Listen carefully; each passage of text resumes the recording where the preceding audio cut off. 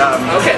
Where's everyone? For years, I'd never made it over here, but part of the appeal everybody talked about was the ambiance and that none of the decor had changed since the 30s, and Al Capone used to hang around here.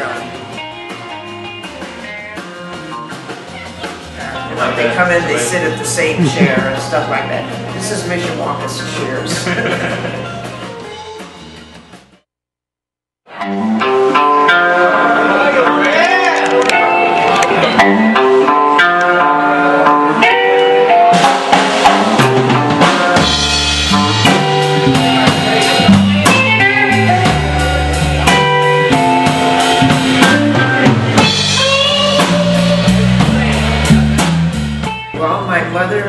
'Dad immigrated from Belgium, the Netherlands, and Holland. My dad worked at the ball band, which was then called the Belgian Shoe College, because everybody that immigrated in the 20s went to the Uniroyal to get a job.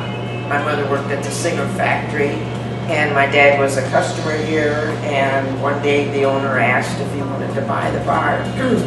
And he said, well, I never thought about it, but I'll check with Martha, see if she wants to do it. So they discussed it and decided to give it a try, and that was in February of 1924.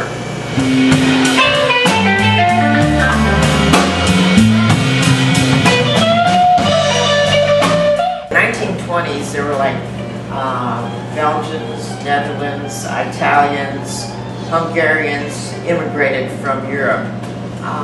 Mostly Hungarians, and the Polish people immigrated to South Bend. I don't know how they got to South Bend.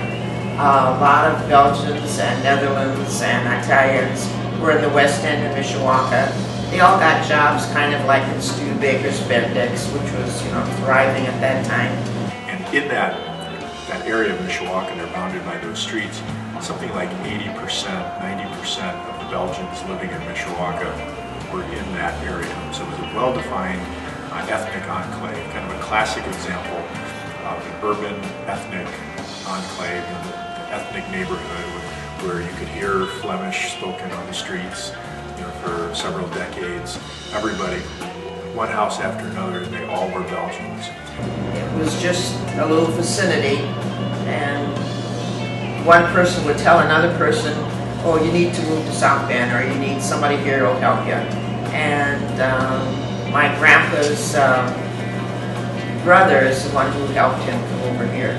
You had to have a sponsor when you were going to move from Europe to come to America. And if you didn't have a sponsor, you couldn't come and you couldn't stay.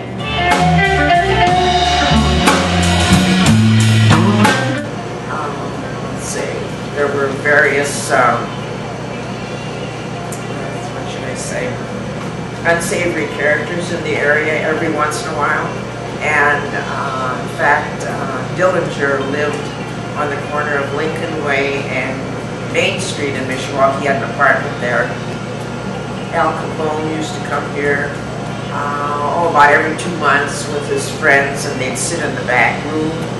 And I don't know how he ever learned about the Midway, but he was a regular customer about every 2 months. Let's see. Well, first of all, you weren't supposed to sell alcohol or beer, so this place was called the Midway Lunch, and sold ice cream and near beer, but then they also had bootleg whiskey and regular beer and wine. Violations of prohibition occurred everywhere. And of course, a lot of the Belgians and the Italians, they were making their own alcohol. There are many stories that I've heard of people in their basements brewing beer, where the Italians, they'd be making wine. The bootleg which was kept in the back in the three-stall garage, and when my mother would have to, when somebody would come in to get served, first of all, you had to know everybody who came in, because if you didn't, then, you know, you were picked up. One time, somebody was in here that she didn't know, but she must have served him anyway.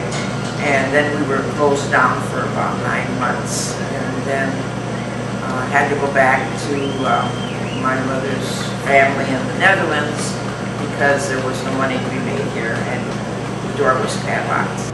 But it was nice, especially when 1933, when my mother started having music, then there was swing, and they had great music from 1933 to like mid-60s, and she'd have the same band for 2-3 months every Friday and Saturday, and it was really well supported by the area because it was the only place that had such a nice dance hall, and it just was the best place to come, and it still is.